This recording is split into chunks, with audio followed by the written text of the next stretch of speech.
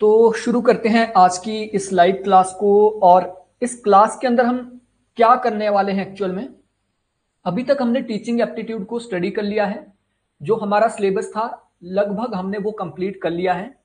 लेकिन teaching aptitude इतना भी छोटा नहीं है कि वो 5-6 लेक्चर में कंप्लीट हो पाए।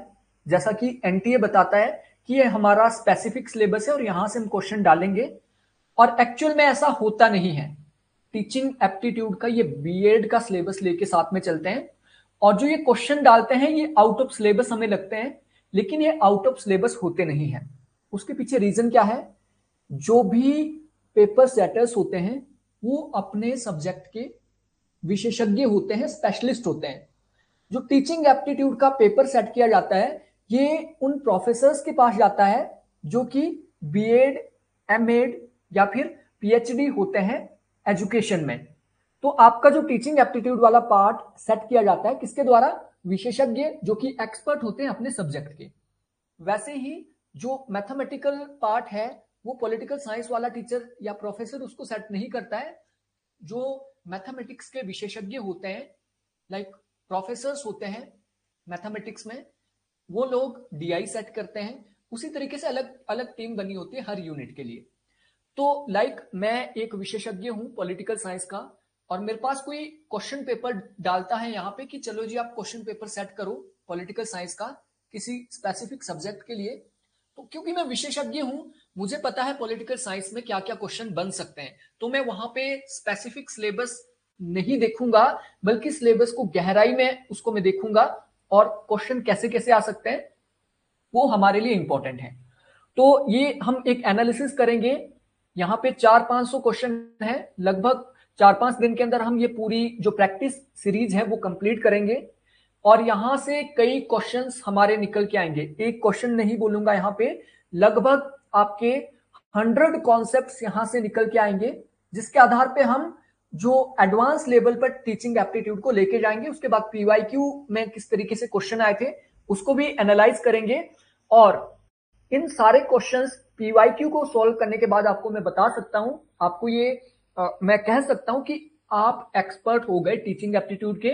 आपके लिए टीचिंग एप्टीट्यूड से कहीं से भी क्वेश्चन आए, आप कहीं भी पीछे नहीं रहेंगे। ठीक है, तो लगभग सभी लोग यहां पे जुड़ चुके हैं, तो शुरू करते हैं आज की इस क्लास को। और आप लोग अपने दिमाग पे अब यहां पे जोर देना शुरू करिए, क्योंकि मैं शुरू में जो हमारे लेक्चर हुए थे वहां पे ये बोलता था कि अपने दिमाग पे ज्यादा जोर आपने नहीं देना है। मैं आपको बता रहा हूं, दैट्स मीन वो जो मेथड था उस मेथड को क्या बोला जाता है? मैंने आपको पढ़ाया टीचिंग मेथड क्या बोला जाता है। आप आंसर दीजिए जहां पे टीचर ये बोले कि आप अपने दिमाग पे ज्यादा जोर ना दें, मैं आपको पढ़ा रहा हूं, जो भी आपको पढ़ा रहा हूं वो बिल्कुल ठीक है, आप बस उसको फॉलो करें। वो कौन सा मेथड है? टीचिंग का। और अब मैं आपको ये बोल रहा हूं आप अपने दिमाग के ऊपर फोकस करें, अपने दिमाग पे आप जोर दें और आंसर करने की कोशिश करें। यहां पे आप मेन कर्ता बन जाते हैं। तो ये कौन सा टीचिंग मेथड है? दो अलग अलग मेथड है, एक पे मैं सर्वे सर्वा था, दूसरे पे आप हैं। तो आप कमेंट बॉक्स में लिख सकते हैं। आई होप आपने अगर अच्छे से हमारी वीडियो देखी है पहले की, आप इसका आंसर इजीली दे पाओगे कि वो कौन सा मेथड था जहां पे मैं ये बोल रहा था कि मैं ही हूं सब कुछ और मैं ही आपको बताऊंगा। और अब मैं आपको बोल रहा हूं कि आप बताइए मुझे कि इसका आंसर क्या होना चाहिए। अब तो ये कौन सा टीचिंग मेथड है? बिल्कुल सही बात है, बिल्कुल समीर जी, बिल्कुल सही बात है। पहले वाला जो था वो टीचर सेंट्रिक था, और टीचर सेंट्रिक से ही हमारा काम नहीं बनेगा। ठीक है, टीचर सेंट्रिक से ही काम नहीं बनेगा। उसको एक्चुअल में क्या बोला जाता था? उसको बोला जाता था पैडागोगिकल। ठीक है, पैडागोगिकल स्टाइल ऑफ टीचिंग। और दूसरा वाला जो स्टूडेंट सेंट्रिक है इसको क्या बोला जाता है? एंडागोगिकल स्टाइल ऑफ टीचिंग। तो पैडागोगी, एंडागोगी, ये क्या होता है ये क्वेश्चंस में भी हमारा निकल जाएगा, और मैं आपको पहले भी इसको समझा चुका हूं। तो यहां से मैं समझ के इस इवेल्यूशन से मैं समझ रहा हूं कि आपको कॉन्सेप्ट तो समझ आए हैं। अब क्वेश्चन बिल्कुल आपने ध्यान देना है, बिल्कुल फोकस करना है, अपने दिमाग पे जोर देना है, आंसर करने की कोशिश करना है। और आपके लिए मैं इजी इसको कर दूंगा अपनी एक्सप्लेनेशन से। जो मेरी एक्सप्लेनेशन रहेगी उससे क्वेश्चन आपके लिए समझने में इजी हो जाएंगे। सबसे पहले देखिए, कक्षा में संप्रेषण अक्सर असफल हो जाता है क्योंकि क्लासरूम में, अब देखिए संप्रेषण का मतलब होता है कम्युनिकेशन, क्लासरूम में जो कम्युनिकेशन होती है वो असफल क्यों हो जाती है, ये क्वेश्चन आपसे पूछा है। ऑप्शन ए देखिए, विद्यार्थी लापरवाह होते हैं। दूसरा ऑप्शन है अध्यापक अपना पाठ पढ़ाने में नीरस होते हैं। नीरस मतलब अध्यापक का इंटरेस्ट ही नहीं होता है पढ़ाने में, इसलिए संप्रेषण अक्सर असफल हो जाता है। तीसरा यहां पे दिया गया है पढ़ाए जाने वाले पाठ में विद्यार्थियों की रुचि नहीं है, उनका इंटरेस्ट ही नहीं होता है। और चौथा दिया गया है कक्षा के अंदर और बाहर बहुत अधिक शोर है। कक्षा के अंदर और कक्षा के बाहर बहुत अधिक शोर है। इनमें से अब देखिए इसकी एक्सप्लेनेशन क्या हो सकती है? क्या विद्यार्थी लापरवाह होते हैं इसलिए आपका संप्रेषण असफल हो जाता है? क्या ये लॉजिकल लग रहा है? विद्यार्थी यानी लर्नर कभी लापरवाह हो सकते हैं? ऐसा तो हमने अभी तक नहीं पढ़ा। जितने भी हमने टीचिंग स्टाइल हमने पढ़े वहां पे लर्नर की विशेषताएं हमने पढ़ी, टीचिंग की हमने विशेषताएं पढ़ी, तो वहां पे हमने ये नहीं देखा कि टीचर जो स्टूडेंट होते हैं, लर्नर होते हैं, वो लापरवाह होते हैं। ठीक है। दूसरा, अध्यापक पाठ पढ़ाने में नीरस होते हैं, तो अध्यापक ऐसा भी कहीं नहीं है कि अध्यापक पाठ पढ़ाने में नीरस होते हैं। उनकी टेक्निक हो सकती है कि ऐसी हो कि वो ज्यादा इंटरेस्टिंग ना हो, लेकिन पढ़ाने में तो इंटरेस्टेड होते हैं, इसलिए तो स्कूल आते हैं। इसका जो करेक्ट आंसर होगा ऑप्शन डी होगा। ठीक है, ऑप्शन डी होगा। रीजन क्या है? ये शोर जो है, शोर इंटरनल भी हो सकता है, शोर एक्सटर्नल भी हो सकता है। जो मैंने आपको बोला था कि किसी विद्यार्थी के अंदर जो कमियां होती है वो इंटरनल भी हो सकती है, यानी उसके अंदर तनाव है, उसके अंदर चिंता है और वो ध्यान नहीं लगा पा रहा है, इस तरीके से हमने पढ़ा था। या फिर एक्सटर्नल हो सकता है, इंस्टीट्यूशन के आधार पे कोई शोर उत्पन्न हो सकता है। अब देखिए शोर का मतलब यहाँ पे वाला शोर नहीं है कि आवाजें आ रही उधर से। शोर का मतलब एक्चुअल में नॉइस होता है। शोर का मतलब एक्चुअल में नॉइस होता है। और नॉइस, जब हम कम्युनिकेशन की बात करते हैं, ये कम्युनिकेशन की बात करते हैं, नॉइस को कई बार बैरियर भी कहा जाता है, बैरियर्स, और बैरियर को बाधाएं भी कहा जाता है। ठीक है। और जब कम्युनिकेशन को हम आगे पढ़ेंगे वहां पे ये आपको बिल्कुल क्लियर हो जाएगा। तो शोर का मतलब ये वाला शोर नहीं है कि बाहर से आवाजें आ रही है। शोर का मतलब होता है बैरियर, बैरियर का मतलब होता है बाधाएं, यानी कक्षा के अंदर और बाहर बहुत ज्यादा बाधाएं हैं। बाधाएं कैसी हो सकती है? वो डेफिनेटली आपका ये वाला जो नॉइस है, आवाजें हैं, वो हो सकती है। हो सकता है कक्षा के अंदर एक प्रकार का शोर जो है, बैरियर है, वो आपकी लाइट का बैरियर हो सकता है कि लाइट कम है अंदर। हो सकता है साउंड टीचर की अच्छे से नहीं पहुंच रही है, तो उसे भी शोर कहा जाता है। ठीक है, यानी उसे भी बैरियर कहा जाता है। तो इसका करेक्ट आंसर एक होगा। अगला देखिए, कॉलेज की अध्यापिका वास्तव में विद्यार्थियों की सहायता करती है यदि वह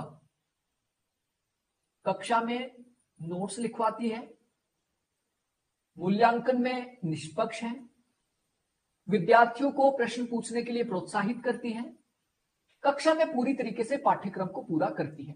और ये साइकोलॉजिकल क्वेश्चंस इन्हें कहा जाता है, मनोवैज्ञानिक प्रश्न ये रहते हैं।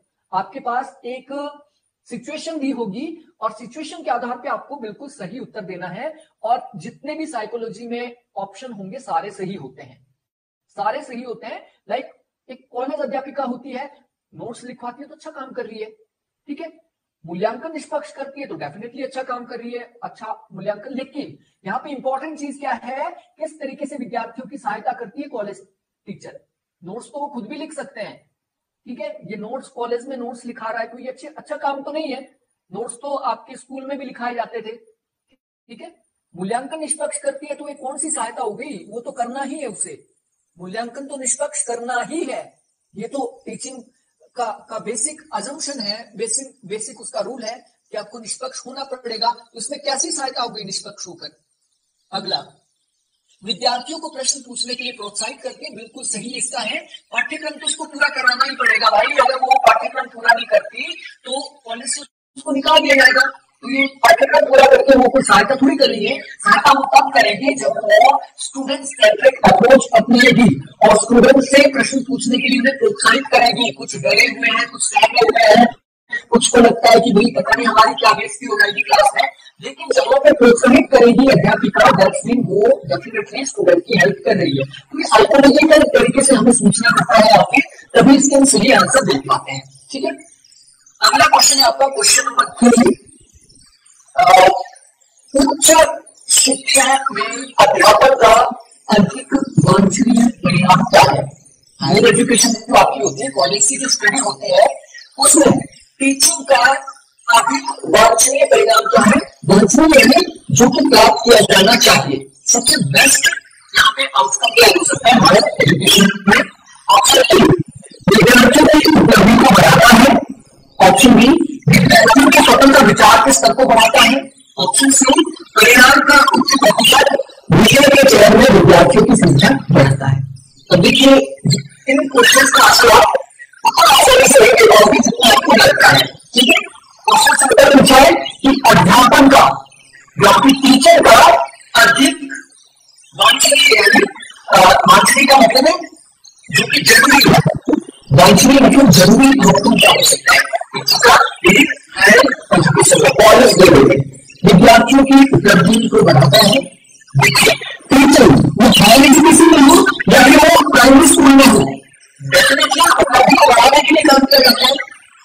परिणाम को उच्च प्रतिशत लाने के लिए प्राइमरी में भी काम किया जाता है और हायर सेकेंडरी में भी किया जाता है। विषय का चयन हुए विद्यार्थियों की संख्या को बढ़ाता है, तो कोई मतलब ही नहीं बना विषय का चयन क्या थोड़ी होता है किसी टीचर लक्ष्य।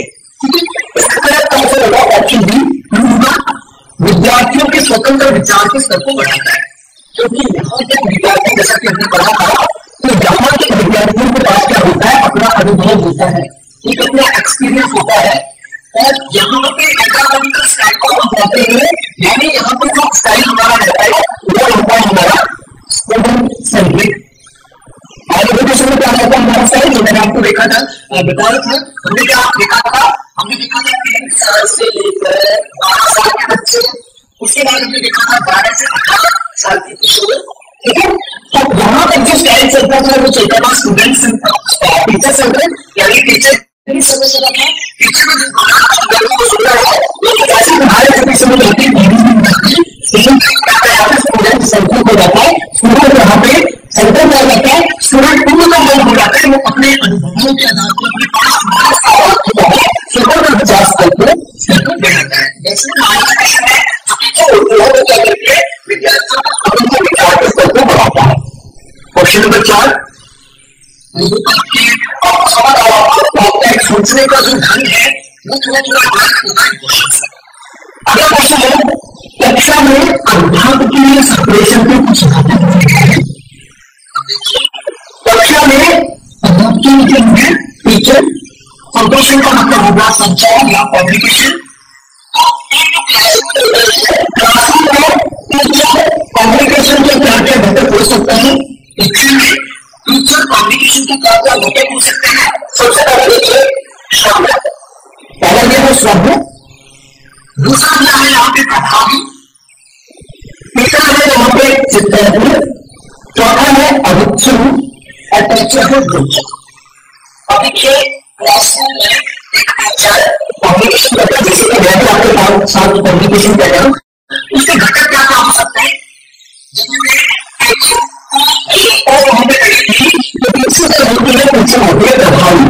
इफेक्टिव कम्युनिकेशन, इफेक्टिव कम्युनिकेशन, प्रभावी कम्युनिकेशन, ये पहला घटक है।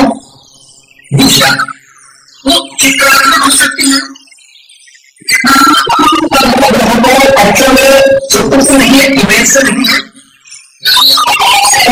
चित्रात्मक का मतलब वहां पे बेसिकली है रचनात्मक, यदि मैं जो एग्जाम्पल आपको देता हूँ उससे आपके दिमाग में चित्र बन जाता है उस चीज का। एग्जाम्पल के माध्यम से वो चित्रात्मक हो सकती है। और जब आवश्यक का मतलब खोला जा सके तो ऐसा तो कोई अवतक नहीं है, लेकिन रोचक का क्या है और रोचक का क्लासरूम में कम्युनिकेशन में कैसे बढ़ती है वो बढ़ती है टीचिंग में जाकर तो क्या बताया उसका गलत आंसर नहीं करता। ऑप्शन डी, ये प्रभावी होते हैं, ये चित्रात्मक है, रचनात्मक होती है और होती है एक साधारण दृश्य घटक नहीं होते हैं, ये होते हैं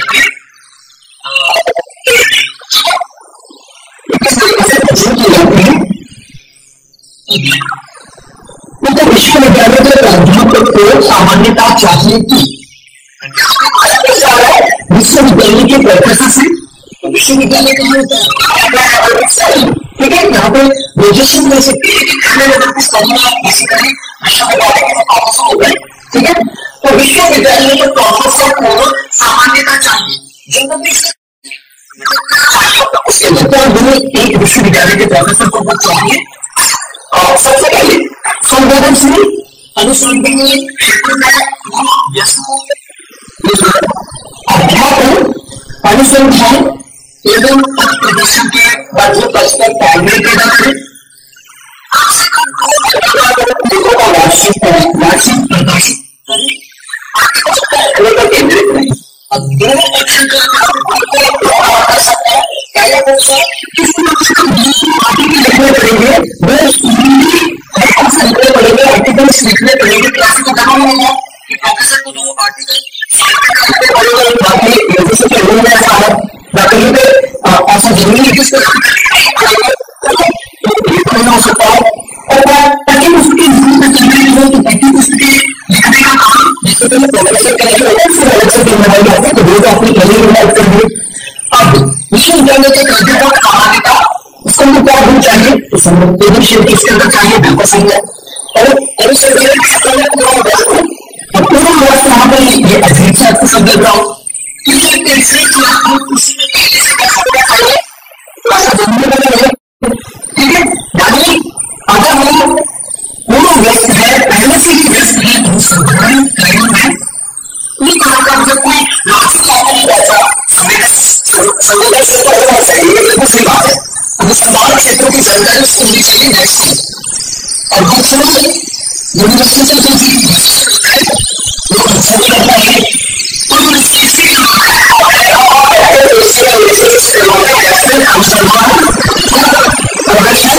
सुपरवाइजर जो होता है वो सुपरवाइज करता है प्रदर्शन करता है जो अनुसंधान करता है रिसर्च फॉलो होता है। ठीक है, तो अनुसंधान के प्रदर्शन के बाद माननीय पर्सन आगे बढ़ेंगे।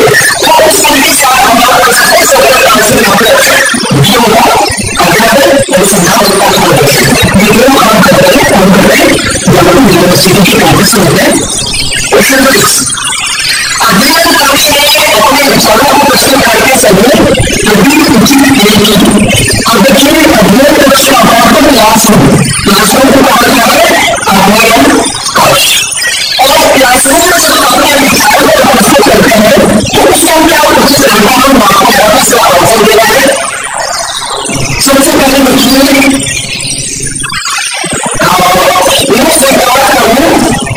और भी दृष्टिकोण देख सकते हैं। बिल्कुल सही हमेशा भी कहता है देखिए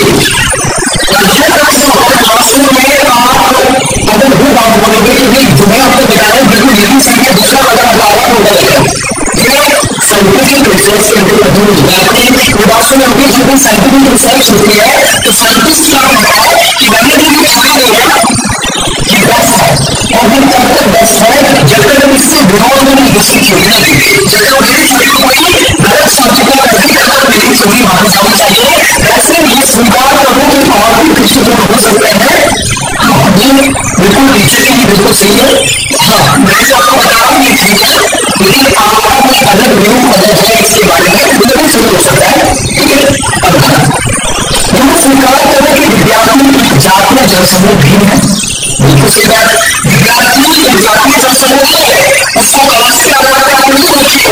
आप ऐसा नहीं देखिए ये आपका हिंदू है कि मुस्लिम विद्यार्थी लेकर आते हैं वो जातीय समूह नहीं है।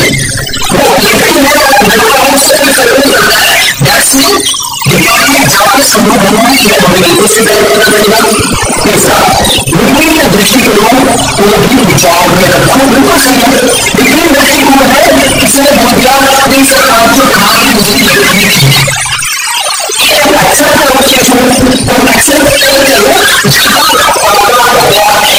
उसके बारे में एक्सप्लेनेशन भी दे पाए, विभिन्न दृष्टिकोण के कोई ऐसा दृष्टिकोण होगा जो कि आपके विभिन्न दृष्टिकोण से उसको मकसद आपको करना चाहिए और ऑप्शन भी इसका होना चाहिए। जैसे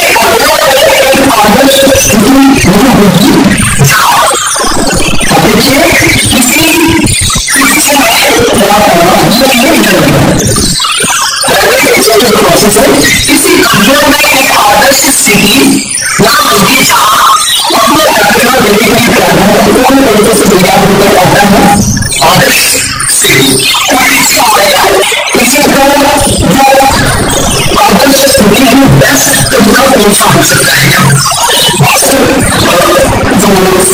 क्या हो सकती है? सबसे पहले पूरी तरीके से तैयार की उपस्थिति में एक दूसरे के साथ चर्चा करते हैं, अध्यापक एवं छात्र विषय पर चर्चा करते हैं, व्याख्यान देते समय अध्यापक दृश्य श्रव्य साधनों का उपयोग करते हैं। लेकिन साइकोलॉजिकल चीजें हैं और यहाँ पे आपको ऐसा लगेगा कि एक सारे ही ऑफिशियल एक्सेस कोई भी सही हो सकता है। आप यहाँ पर जो लोग उसके उदाहरण सोचेंगे किसी अध्ययन में आदर्श स्थिति क्या होगी? आदर्श स्थिति क्या है? छात्र पूरी तरीके से क्या होते हैं उसकी वजह से सारे बातचीत करने लगते हैं, बातचीत करने लगते हैं। अध्यापक के क्वेश्चन में आपस में क्यों बातचीत करें? अध्यापक रिजल्ट करेंगे, अध्यापक से क्वेश्चन करेंगे, आपस में क्या बातचीत करने लगते हैं? छात्र विषय पर चर्चा करते हैं, अध्यापक एवं छात्र विषय पर चर्चा करते हैं। व्याख्यान देने से दृष्टि श्रद्धा के साधनों का जो करना है इससे भी जरूरी है। टीचिंग हमेशा यूज किए जाते हैं, इससे ठीक है, ध्यान देने से कुछ यूज करने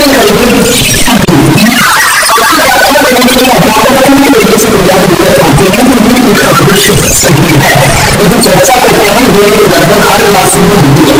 चर्चा हर क्लासरूम में होती है क्योंकि जैसे सोचते हैं आदर्श स्थिति में आदर्श टीचर नहीं है। यहाँ पे टीचर के बहुत से क्वेश्चन आपसे पूछ लेते हैं लेकिन विद्यार्थी की टीचर से गुड टीचर से जो क्वेश्चन है गुड टीचिंग की सबसे बात करती है कि जो टीचर है उसे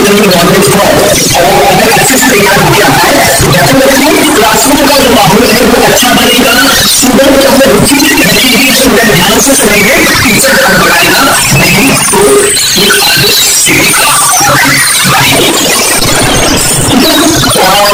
पे देखेंगे ये जो क्लासरूम है वहां पे क्या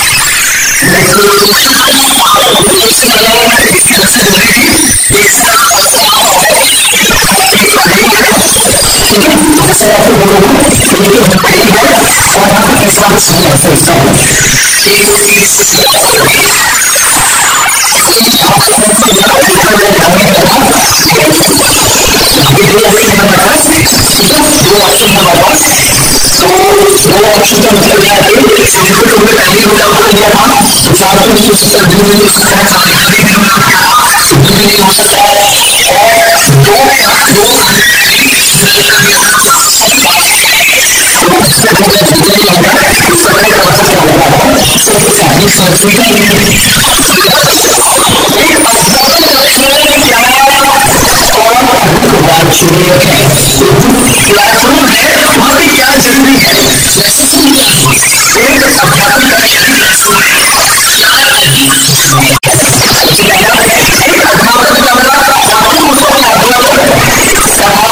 अनुसंधान के आधार पर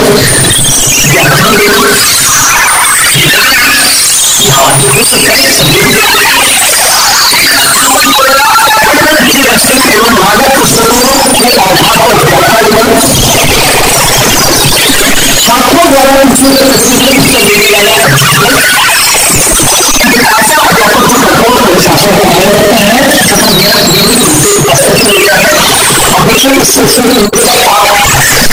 देखेंगे तो यहाँ पे दो आंसर आपको ऐसे और यहाँ का क्वेश्चन पूछा गया है क्लासरूम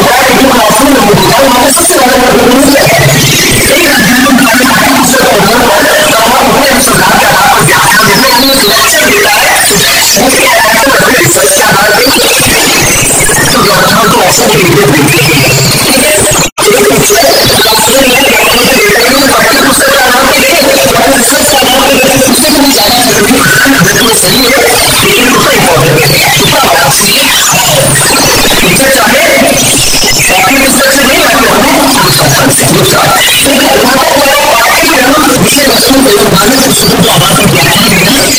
बड़ा हमारा जो सिलेबस है, सिलेबस को ध्यान में रखकर जो अपना विषय वस्तु है और जो आपकी मौलिक टॉपिक है जरूर से उसको भी इसको करना जरूरत है, जितना जरूरी संपूर्ण द्वारा कुछ लेकर क्लासरूम में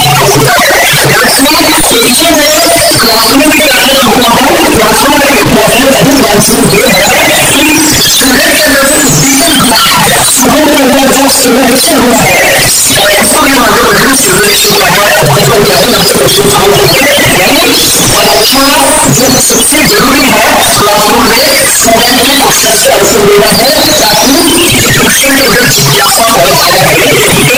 स्टिमुलेशन है उत्तेजन हो जाना है, जो ज्यादा से ज्यादा सीखना है और ऐसे इसका नहीं होगा, ऐसे तो इन्फॉर्मेशन आपको ज्यादा किसी भी टीचर को नहीं होता है। दूर शिक्षा में आधुनिक संप्रेषण तकनीक का उपयोग सुनिश्चित करने के लिए किया जाता है कि दूर शिक्षा डिस्टेंस एजुकेशन, दूरस्थ शिक्षा से क्या जाता है, बेसिकली दूरस्थ शिक्षा में डिस्टेंस एजुकेशन, डिस्टेंस एजुकेशन जैसे कि अगर दूर से लेते हैं शिक्षा के बारे में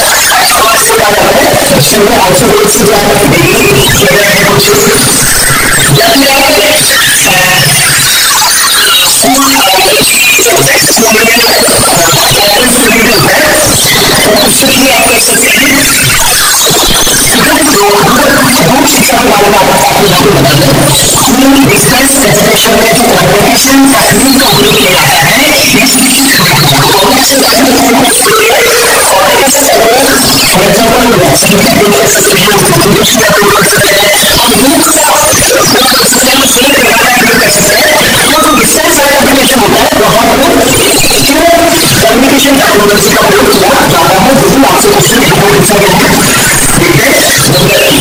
मेहनत सामग्री का उत्साह एवं प्रभावी प्रसार, जो मानव संगठन है जो सॉफ्टवेयर प्रोवाइड किया जाता है, सभी मटेरियल प्रोवाइड किया जाता है, उसके विस्तार के लिए प्रभावी प्रसार के लिए दूसरा छात्रों को आधुनिक तकनीकों से सार्वजनिक और कौशल लेवल प्राप्त किया जा सके, के संभावना के होने के कारण संसाधनों की गुणवत्ता में वृद्धि होती है और इसको उसका सॉल्व कैसे हो सकता है। अब देखिए मानव सामग्री से दुनिया को प्रमुख सामग्री होती है, इसका इस्तेमाल कम्युनिकेशन टेक्नोलॉजी से भी किया जाता है, जिसे पहले से जो भी ग्रोथ से करते हैं तो आपकी सामग्री ऐसी शिक्षा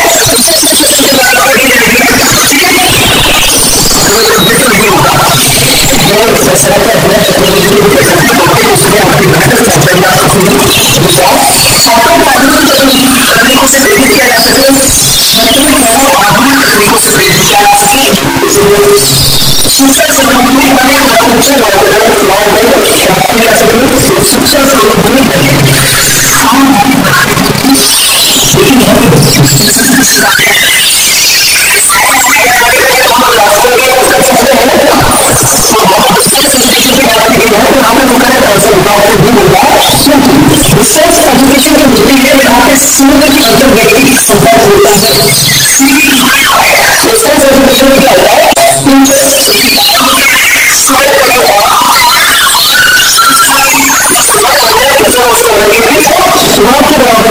बहुत सीमित होते हैं। इसमें क्या किया जाता है, जो आपको कम्युनिकेशन टेक्नोलॉजी है उसका प्रयोग किया जाता है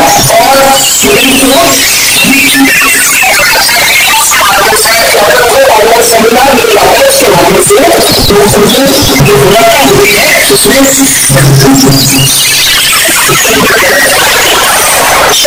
महत्वपूर्ण विशेषता है। टीचर की महत्वपूर्ण विशेषता क्या है, विषय वस्तु का ज्ञान, सही दृष्टि, देशभक्ति, समाज सेवा और इसका कठिन परीक्षाओं में मजबूती, समाज सेवा में योजना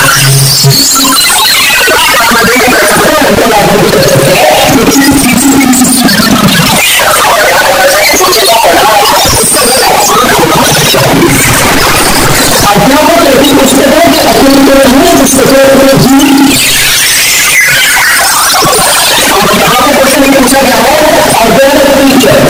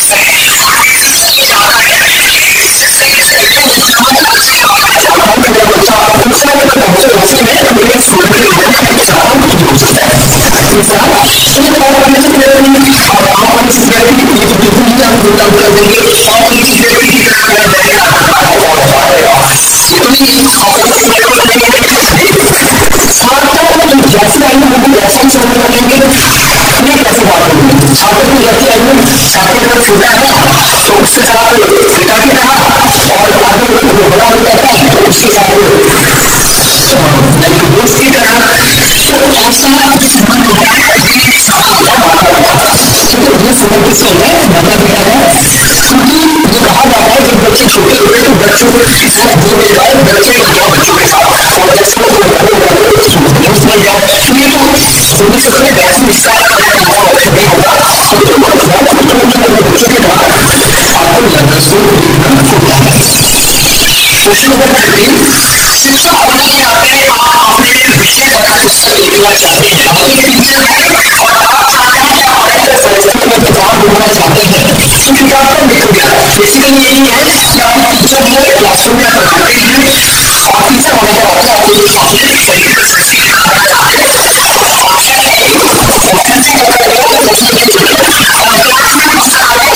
सामाजिक सामग्री का चयन करेंगे, नौकरी होने से शामिल करेंगे, तो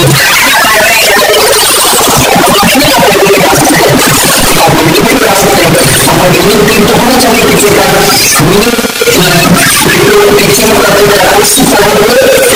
पिक्चर में क्या है अपने रूटीन बनाना चाहिए, उसको जा सकता है। बाजार में उपलब्ध ये बोल रहा है बाजार में उपलब्ध पुस्तकों का अध्ययन करेंगे और लिखित करेंगे,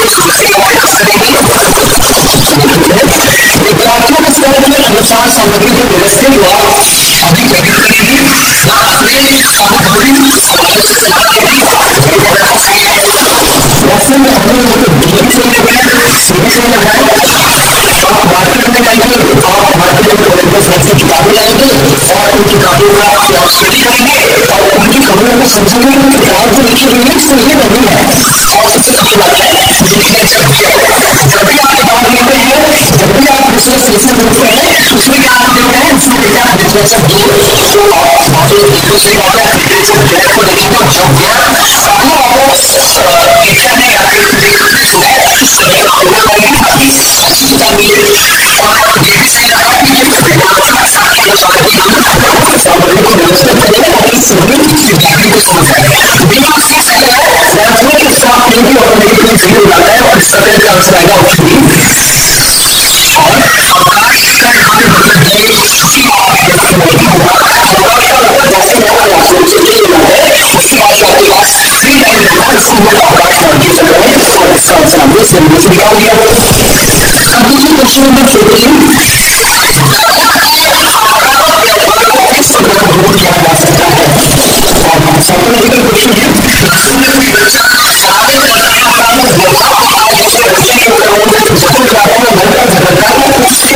व्यवहार को कैसे दूर कर सकते हैं, ये टीचर के लिए क्वेश्चन पूछेंगे। सबसे पहले गवर्नमेंट को कुछ समय बिल्कुल एक काम रखा है, उसको क्लास से बाहर कर दिया जाए और काम को रखा जाए बिल्कुल लड़का निकलता है, बालक को डांट दिया जाए, उसको मुद्दा बना दिया जाए, उसको डंडे से मारा जाए, बालक के आगे व्यवहार के कारणों का पता लगाया जाए और बालक की बेटा भी है बालक को ध्यान नहीं दिया जाए तो सलाह वगैरह इसको छोड़ दो। इसमें से आपको क्या समझ लग रहा है? बहुत सिंपल है, साइकोलॉजिकल क्वेश्चन है, ऑप्शन सी सही होगा कि वो ऐसा आक्रामक व्यवहार क्यों कर रहा है, वो लड़ाई झगड़ा क्यों कर रहा है, उसके व्यवहार को पहले समझो, उसके कारण का पता लगाओ कि क्यों कर रहा है, तो कैसे हम लगा सकते हैं। डेफिनेटली इसका आधार जो पूछेंगे बेटा क्या प्रॉब्लम है आपको, क्या दिक्कत है, किसी को जो से बात करेंगे वो अपनी प्रॉब्लम आपको बताएगा या फिर आप क्लासरूम के बाहर आपके बच्चे ये क्वेश्चन पूछ सकते हैं। और इस तरीके के क्वेश्चन काफी बहुत आ चुके हैं नेट के अंदर, सेट के अंदर और सीनियर एग्जामिनेशन के अंदर भी। क्वेश्चन नंबर 16, यदि कोई छात्र पुस्तकालय से पुस्तकें चुराता है तो पुस्तकों का जो कोई स्टूडेंट है उसे बंद होना चाहिए जिससे वो चोरी ना करे, उसे पुलिस का भय दिखाना चाहिए, उसको इस व्यवहार के पीछे संगठित कारणों होना चाहिए, उसे बयान सुविधा अब देखिए स्टूडेंट पढ़ने के लिए वो किताबें चुरा रहा है, अपने लोगों से चोरी करने के लिए, ठीक है, अगर उसको पुलिस को हम देना पड़ेगा, उसको ये लगेगा वो किताब क्यों चुरा रहा है, नेशनल लेवल का करना पड़ेगा, उसे इस व्यवहार के पीछे जो कारण है उसे ढूंढना है, जैसे हमने पहले वाले क्वेश्चन में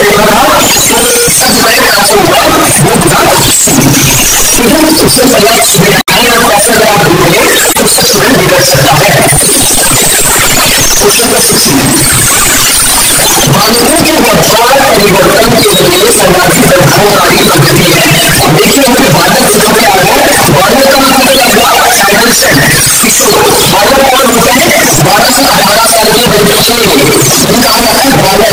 और शब्दों को जो आपने बिल्कुल ध्यान देना होगा, बालक किशोर के क्या पेरेंट्स हैं, 12 से 18 साल के बच्चे को बालक कहा जाता है। बालक के व्यवहार परिवर्तन के लिए सर्वाधिक प्रभावकारी शब्दों का बालक का जो बिहेवियर है उसे हमें चेंज करना है, कैसे कर सकते हैं? पुरस्कार के द्वारा, शारीरिक दंड के द्वारा, परामर्श के द्वारा, ऐसे निष्कासित दंड से निकाल दो, सारा शब्द रहेगा। शारीरिक दंड से सक्रिय काम से बच्चे चीज और सभी सांसद समय किया हुआ है तो उसे बहुत ज्यादा समझाओ। ऑप्शन नंबर 17, ऑप्शन में अनुशासन बनाए रखने के लिए सर्वाधिक प्रभावी उपाय कौन सा है? कक्षा में अपने अनुशासन बनाए रखना है, सबसे बेस्ट मेथड क्या है? डिसिप्लिन बनाएगा, डिसिप्लिन क्लासरूम में दिखाएगा। अनुशासन नहीं, छात्रों को अनुशासन कर देना चाहिए। पहले जो अनुशासन क्रिएट कर रहे हैं, अनुशासन की क्रिएट कर रहे हैं, डिसिप्लिन क्रिएट कर रहे हैं क्लासरूम में, तो उनको पूरा नाम काफी शिक्षा प्रॉब्लम यदि रोचक हो तो क्या है इंटरेस्टिंग स्मार्ट होगा तो अच्छा लग रहा है। अगर आपकी लिखी बहुत अच्छी है आपके लेक्चर में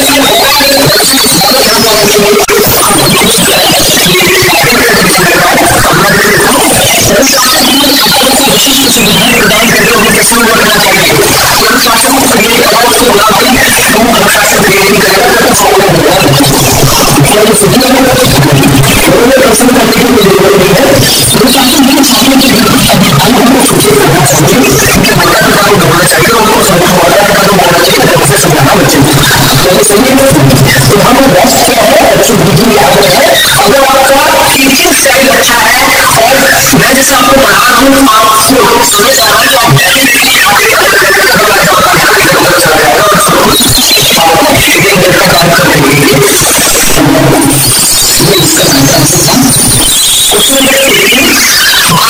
परिश्रम करने के लिए 12 से 18 साल के बच्चे उन्हें किस तरीके से सबसे पहले ऑप्शन ए लिख लेते हैं। ऑप्शन ए में क्या है, ये परिश्रम किया जाए, परिश्रम के महत्व पर व्याख्यान दिया जाए। तीसरा, परिश्रम सफलता द्वारा प्राप्त करने वाले बालों को उदाहरण दिया जाए। परिश्रम द्वारा जो सफलता मिलती है, परिश्रम के बातों को प्रोत्साहन दिया जाए। और यहाँ पे क्वेश्चन क्या था, दोनों में परिश्रम प्रवृत्ति कैसे प्रयोग किया जा सकता है। सही होगा पहले उत्तर और बच्चा अपने आप ही तेज हो जाएगा।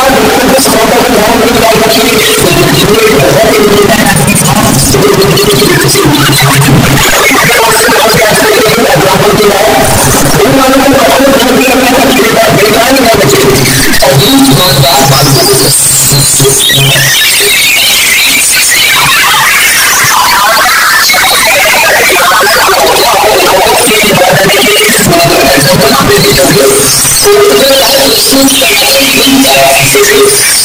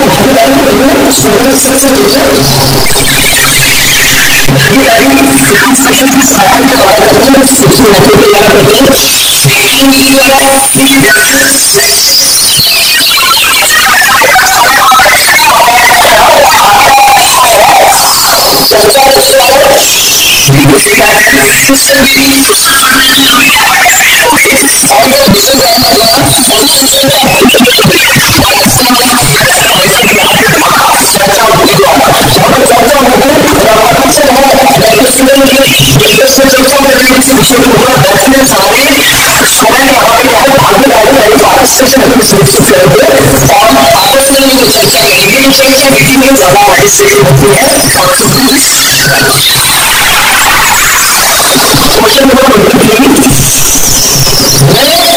23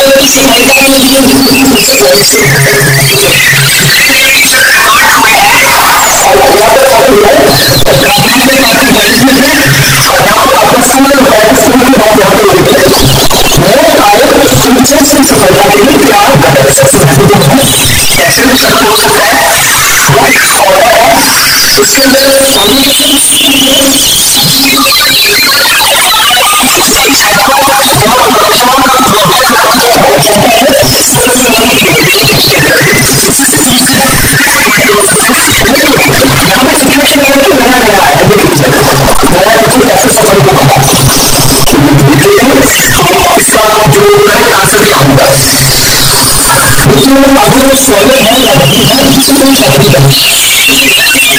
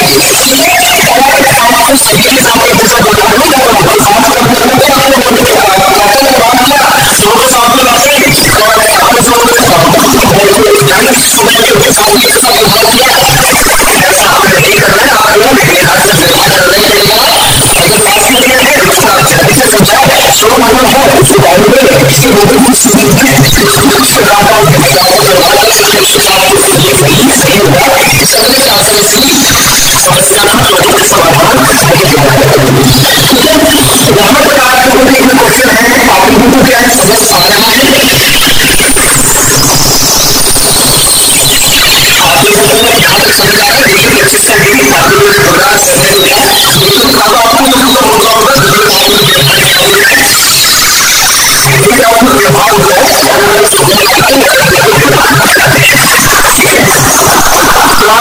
आपको इंटरेस्टिंग लग रही है, ये मेरा टीचिंग मेथड आपके लिए सही है, आप लोगों को अच्छा लग रहा है,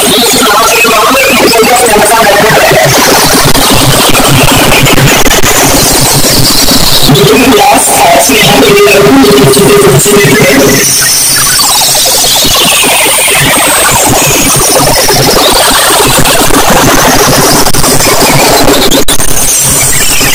इसको एनालाइज करो, जो आपको